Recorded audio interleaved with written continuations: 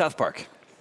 Man, it looks so The fractured great. butthole. Goodness gracious. Any excuse to just say butthole repeatedly on the show is great. No, I mean, I love that it's not just a send-up of superheroes, but also superhero movies, right? Like, just the whole joke about the multiple phases of them, and that's why the boys are playing the game they're playing is to try to make $1 billion. Yeah, like, I mean, the entire cinematic where they just basically trashed the Marvel and DC cinematic universes was fantastic and perfectly spot on.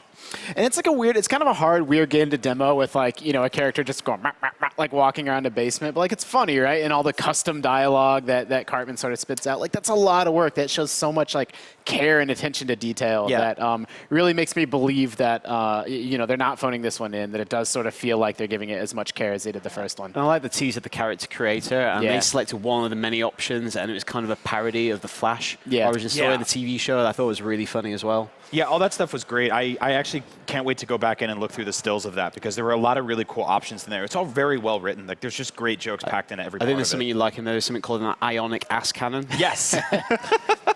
And I actually think I didn't mind the combat in the first game, but it did get criticized by some for being like a little bit basic, a little bit simplistic. Sure. And it feels like they really fixed that. Like that was really the only thing that wasn't kind of perfect about the original. And this time around, combat's a little bit more grid-based and feels like you have a little bit more strategic options and depth, you know, sort of rewinding time. And so I think like that same humor and that same attention to detail with a little bit more gameplay in the combat, like that could be something really special. Absolutely.